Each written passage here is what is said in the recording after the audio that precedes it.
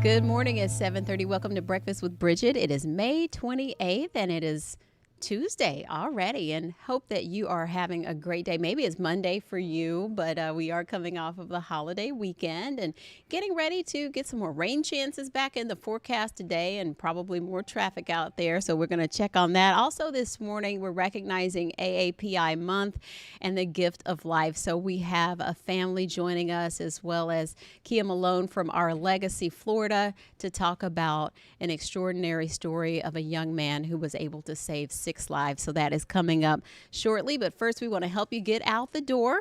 And Candace Campos is standing by. And Candace, I hope you had a nice holiday weekend and, it wasn't too hot out there for you.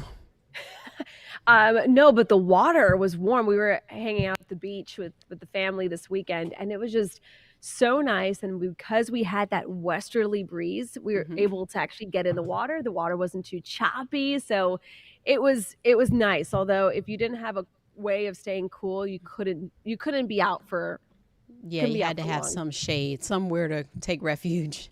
Yeah. I mean, and then today it's gonna be another warm day, but the difference is, Bridget, we're adding a little more rain to the forecast, up to about a 40 to 50% after about lunchtime. So there's a little bit of, Okay. A good sign if you're hoping for some rain. Dust off the umbrella now. Exactly. So let's take it to the map, show you what's going on. Here are your weather headlines. More storms will be around today. Again, upwards about 40 to 50%. By midweek, basically we're watching a cold front that's up to our north.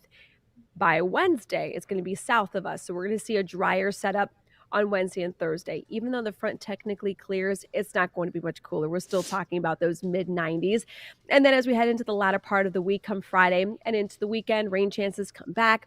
But by then, it will be almost summer-like, where we have those temperatures getting into those mid-90s. So as we take you here on the radar, you can see we're watching a batch of some pretty strong storms still approaching areas of just the Gulf Coast counties, now clearing the Big Bend area into Levy County. Now we are going to continue to watch that main front that is sparking up those scattered showers and thunderstorms. Nothing severe just yet. We're not expecting it to be a very potent storm. It's really not expected to bring a big time severe weather threat for most of us, but we're going to continue to watch this because it will be acting like that focal point, that main driver to build those scattered showers and thunderstorms. So again, we're going to have the east and west coast sea breeze developing, but now we have more moisture to play with those sea breezes. So you can see by 11 o'clock, some of those scattered showers that we're tracking on the radar will start to approach our northwestern zones. By about 11 to about the lunchtime hour, those scattered showers will continue to bubble up along primarily that west coast sea breeze. It won't be until later on, after about 4 o'clock, where we finally will see the east coast sea breeze wake up, and that's going to basically start battling and pinning a lot of those scattered storms right along the east coast. So you can see where a lot of the rain kind of lingers there across Brevard, eastern Orange, northeastern Osceola County between about 7 to about as late as 10 o'clock tonight, which if we do get some rain in that area lingering for a little longer, it wouldn't be a bad thing. That's basically the area where we are seeing kind of the worst of the drought. So we will welcome some of that rain, especially in that zone. So as we take you here hour by hour, rain chances again up to about a 40%. By about 2, 3, 4 o'clock, they will continue to linger into the evening hours across our eastern zones. And as we get results here, your full 7-day forecast will dry out a bit, as that front will be just to our south Wednesday and Thursday. It won't be as stormy. And then we'll get to almost very rainy season-esque as we head into Friday and into your Saturday and Sunday. Rain chances at 40%, which is pretty typical for this time of the year. And on average, our rainy season does begin between, let's say, May 27th and May 30th. So we're right there in that zone to potentially see those afternoon thunderstorms every afternoon. We've been getting a couple sneak peeks for the last couple weeks where we've had a rainy week here and there, but then we'll get a little dry slot. So I think right now, by early next week, we'll really start to transition back into that. All right. So I'm going to take some of those extra Publix bags that I have and put them in the car. Put them over your head. You know what's I know up. you. Yep, you got to. You got to. Because you have that breeze, that umbrella doesn't catch it. It doesn't do anything. It doesn't do anything. Yes, especially when we're running out real quick. We have to come back to work. If we get our hair and our face wet, Which we Good have to luck. do all of that, by the way. A lot of people Yes, we think we do. have somebody here like a glam squad, but Who? Who? we are a one man team, one woman Right here. team. Here you go. These two ladies. This is us. Yes, which is why I need a good trim right now. We both do. We both do. Thank you, Candace. You're welcome. Bye. Bye. All right. So Trooper Steve standing by back there just over her shoulder and helping us get ready to get out on the roads. It was pretty quiet yesterday. So what's going on today? Today we're kind of back to normal. We're seeing those slowdown spots kind of where we normally would see them, which is it's disappointing, of course, Yeah. but it is reality. So people need to understand that they will see some slowdowns here and there because people are back to work. Yeah. However, the school zones won't be as active, but there are a lot of still school extracurricular activities happening throughout the summer. So people need to be cautious, even still in the morning if they're driving past these Hmm. elementary and middle schools. And if the lights are flashing, even on the weekend in the summer, you need to abide by the rules of those speed zones. Because just because you don't think something going on doesn't mean you don't know something is going on.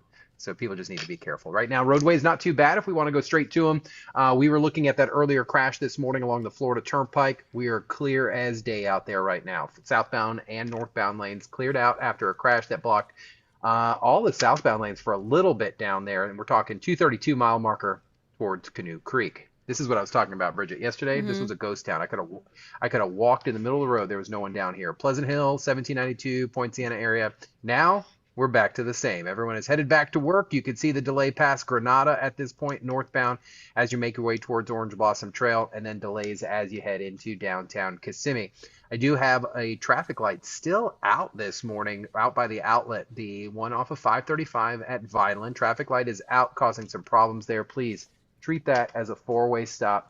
And first to stop, first to go if you get there with somebody else. Sanford, watch out. Crash 17, southbound French Avenue, basically heading southbound there near 25th Street. They have this labeled, surprisingly, as a serious crash, so you want to be careful. Your eastbound travel times way up, 10 minutes higher than they were yesterday. 38 minutes from Champions Gate to 408 eastbound there with a 2-minute stretch from Janya, which is I need to change that because that's kind of a waste of space. 95 looking clear. Looks like we do have a crash that came out in Titusville that I have not labeled. Not blocking any lanes, though. 95 looking good on that dot cam there. And then outside of that, listen, if you're leaving town, see ya.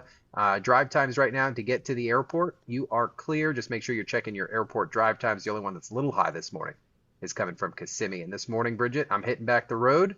We're going to do some speed observation in the community, the Holden area. This morning, my silly self said, Holden, it's between OBT and John Young. No, it's not. It doesn't go that far west. It's between OBT and Orange Avenue. There's a nice little park out there. So I'm going to find a place to post up with my little speed gun and Okay. see what we see out there this morning. All right. Well, we will be watching for that. I will be watching this next interview that you're having because it sounds really amazing story. So I'll Yeah. be watching that. Very, very special. All right. Thank you, Trooper Steve. We'll see you soon. Yes, ma'am. Bye. So, as Trooper Steve mentioned about the school zones as well, be so careful out there. All the students are not out just yet. There will be extra patrols in Port Orange as students head back to school for their last week. And tragically, they lost a classmate, a 10-year-old girl was hit and killed by an SUV on Friday, and this has just really rocked the community. They currently have a petition going on right now to try to get some more safety measures in place so that they don't have to hear any more incidents like this. And Mark Lehman explains more. A few days after a tragic scene in front of Sugar Mill Elementary, students are returning for the final week of school and coping with the loss of their classmate. And unfortunately, in this case, this is the worst possible scenario for this family to have to endure this right here at the end of the school year. The family of Shaolin Kamali starting a GoFundMe to raise money for the 10-year-old's funeral expenses. Police say the girl was riding her bike to school when she was hit by a car and killed. I come over here and I see the lady on her knees shaking, asking for help. She said she didn't see her. Investigators say the driver stayed at the scene and had dropped off a student minutes earlier. Quite frankly, the driver was very distraught, so difficult to talk to. Police also say the girl was the third student hit by a car near the school in the last 5 years. In a push for change, parents have started an online petition to require additional safety measures like police directing traffic, speed humps, and flashing crosswalk signs. And so we'll keep you updated on what happens in Port Orange, but it's a tough day to get back there, and they have their last week to get through. So our thoughts are with them, and we want to tell you about the closing arguments set to begin today in New York.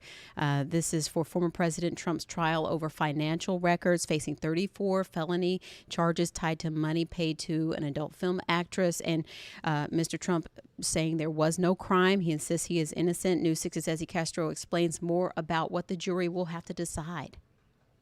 Closing arguments are set to get underway in the criminal trial of former President Donald Trump. Prosecutors accuse Trump of falsifying business records to hide an alleged sexual encounter with adult film star Stormy Daniels. Trump, though, has pleaded not guilty and denies the encounter, claiming it's all a scam. I think we have a great case was put on. There is no crime. Prosecutors called 20 witnesses over 5 weeks, including Trump's former attorney, Michael Cohen, who testified that Trump signed off on the payments. And I can't even tell you how many times he said to me, I hate the fact that we did it. And my comment to him was, but every person that you've spoken to told you it was the right move. Trump's lawyers, meanwhile, will argue Cohen's word cannot be trusted, and to avoid conviction, they will need to persuade at least one juror that prosecutors have failed to prove Trump is guilty beyond a reasonable doubt. And so we will watch and wait to see what happens today in New York. Right now, we want to bring in some special guests we have with us this morning. And we're recognizing Asian American and Pacific Islander Heritage Month, but we're also circling back to organ donation and giving the gift of life. And with us this morning, we have Trib and Jasmine Prasad, and we also have Kia Malone from Our Legacy, Florida, with us this morning. Good morning. Good morning. I'm really happy that you all were able to join us to shed light on this as also part of AAPI month. And I would really like to hear more, Mr. and Mrs. Prasad, about your son Anand and his story and how he was able to help others. Thank you so much, Bridgett, for us to have this opportunity. I always say, our lives do not belong to us. It belongs to those who desperately need us. We migrated from Guyana in South America in 2005. And unfortunately, the unexpected will occur anytime. In October of 2005, just a few minutes from our home, our son met in an accident, which, bring us to our knees. We were very distraught, very disturbed. But I call it unique because our son Anand, as you see in this picture, very handsome young man, just 21 years old.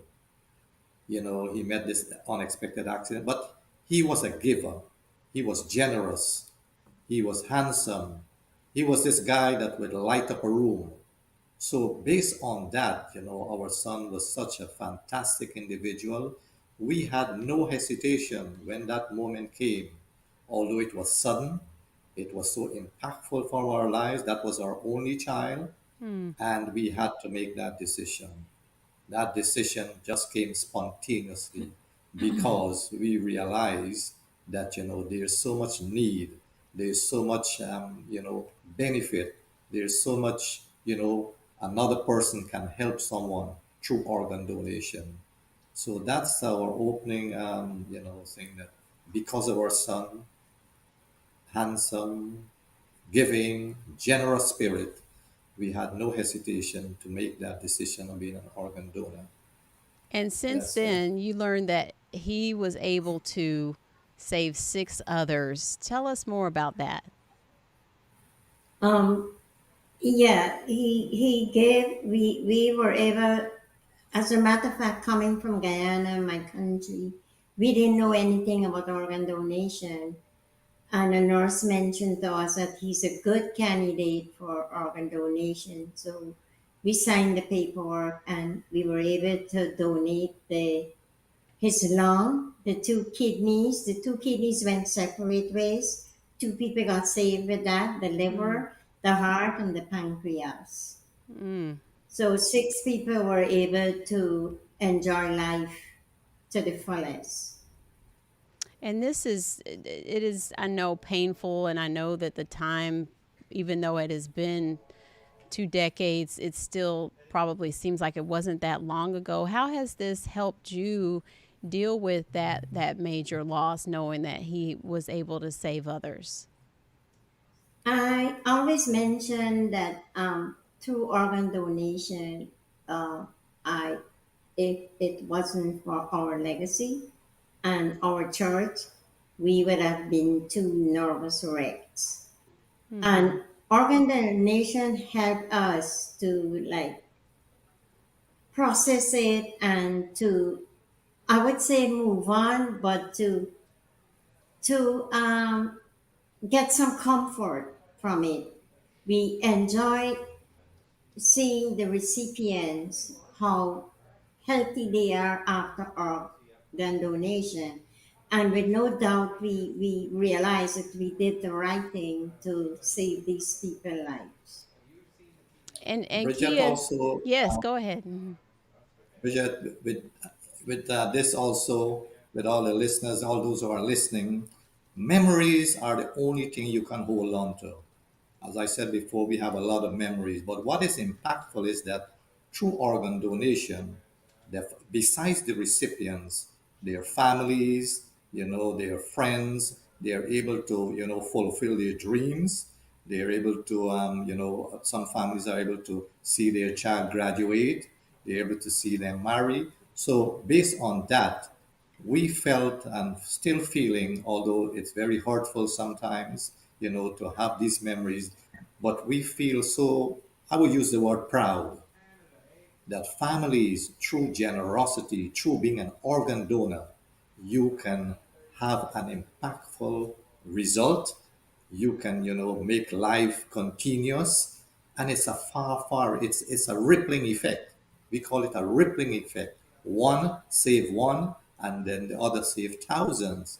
So throughout these years, as you say, the 2 decades, it seems a short time, Mm-hmm. but we always are resilient, always passionate, not to miss a beat, to emphasize the importance of organ donation and let others realize that, life is valuable, it's fragile, but we all, every one of us, can have that, ability.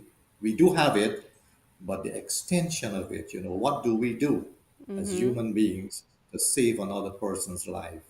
Make Mm-hmm. sure you sign up to be an organ donor. Let your family know about it, because there are instances when, like for example, our son hadn't, we had no knowledge, as Jasmine said, but the spirit of love, the spirit Mm-hmm. of compassion, you know, motivated us to be an organ, to be acting on his behalf to be an organ donor. So those who are listening, do not hesitate. Be an organ donor. And I want to bring in Kia on this. You work with so many families through our Legacy Florida, and the Prasads are such a great example of spreading that awareness, especially in our communities of diversity, and just trying to get the word out and sort of decrease any misconceptions that may be out there to open up the possibilities. You're absolutely right. And thank you, for having us on. You talk about the wonderful story that the Prasads have and what they are using with their voice to, eradicate some of those myths and misconceptions. That's what it takes. It takes people having the conversation with their families about their wishes to be an organ donor, to save lives. And we love that all of the things that they have done over the years, volunteering, they're going to the transplant games. You should see how whenever they are volunteering with newer donor parents, how they gravitate towards those new moms and dads who were, their loved ones, their children may have just been recent donor heroes. They gravitate to them, they move to them to show their support, to show their love, just to kind of bring them into that, donor hero family. So it takes a community like this, and having wonderful people like the Prasads to be able to come in and share their stories to encourage and inspire others to do the same. And I also want to touch on living donors as well, because Anon, they were able to carry out what they think that he would have wanted them to do. And this is something that people can also get involved in while they're living as well, not just as a final wish. And how does that work? Absolutely. So, we talk about living donation. You can donate one of your kidneys to someone. You can also donate a portion of your liver. And liver disease affects Asian American and Pacific Islanders more than any other ethnicity. And so the need for living liver donors, of course, is great in this community. There's also a kidney exchange program that you can participate in. If you aren't a direct match to your loved one, then maybe you can say, "Hey, I'll help someone else's loved one if their loved one will help, my parent or daughter or uncle or whoever may need that organ." So there are many ways, yes, that you can help people in need right now before you pass away by being a living donor. And many times people don't realize that the liver, it grows back. It reproduces itself, and you can do that pretty safely. Absolutely, yeah, and there's a lot of screening that you go through, mental screening, as well as physical screening. It's not something that you can just run up to a transplant center and say, "Sign me up," and do. There's a process to it because we want to make sure that the person who is the donor is doing it for the right reasons and that it is beneficial for them as well. And I know you've talked to several people who have done that.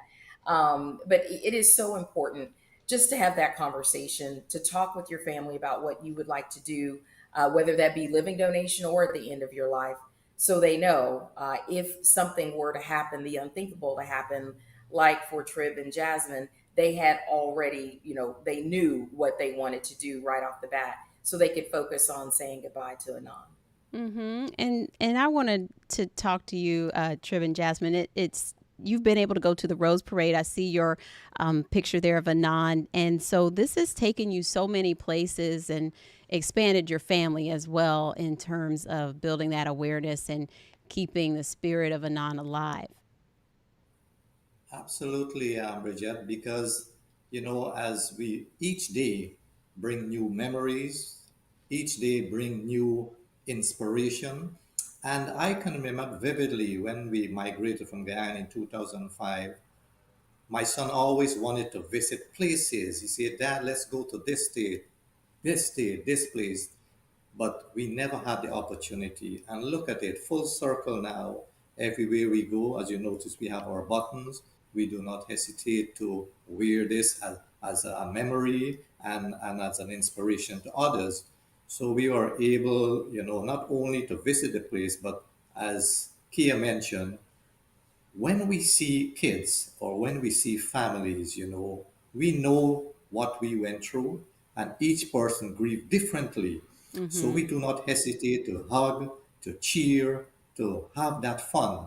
So we have visited a lot of places and made a lot of remarks. But not only the remarks, we are very, very happy that, through our interaction with people, families, friends, and after these decades, 10, 15 years, we go back to places, people remember, some of us have a long-term memory, some of us, but people remember and they will come up to us, "Mr. Prasad, Mrs. Prasad, I'm happy that I had contact with you because I was able to move forward with my grief. I was able to do volunteering." So, that word, the rippling effect, Mm-hmm. we are a difference maker. Every one of us looking at this program Mm-hmm. today are difference maker in different areas. So do not hesitate to make a difference wherever you go. Mm-hmm. We are the gift, you know but we are destroyed through lack of knowledge. So on this whole process, I'm happy that we have this opportunity this morning to share our story, share our lives, and we want others not to do like us, go do better than us, come out of your shells, come out and volunteer, come out and share story. Make this place a better place, a better world. We live in a beautiful world. We are beautiful people. Let us do, wonderful things with our lives and in our lives. I promise I didn't coach him. I mean, he's wonderful, and Jasmine as well. I mean, Yes. this is them every single time we Well, see them. They have this beautiful spirit, and it's so yes, wonderful that what they're doing and their it message and the is. legacy that they've started. Mm-hmm. I Yes. mean, with the Rose Parade and the transplant games, it was emotional, and at the same time, it was a happy moment for us to see our son on the float, on the Donate Life float. Even the transplant games, like when I went to the first transplant game, it was like a heaviness came off my shoulder, because when I Mm-hmm. saw these recipients, I'm like, yes, we made the right choice. Mm-hmm. Because you see how these recipients are able to take part in Olympic style games and don't complain that they're not feeling good. You could Yeah. see that they were happy and they had life to the fullest. Well, we Yeah. thank you so much, Mr. and Only Mrs. after Prasad and Miss one Malone. doctor I went to UNOS. I have to go She because has I'm so running many out of stories. time, but I would love to have you back on again soon. And we thank you so much for shining a light on this and being a light. And we hope to see you again soon. And thank you for all you do. Okay. Take Thank care. you so Thank you, much. Thank you so Bridget. much for having us. Thank you. Thank you. And so we're happy to share stories like that and hope that it helps create more awareness. And we'll be back tomorrow at 7:30. Take care.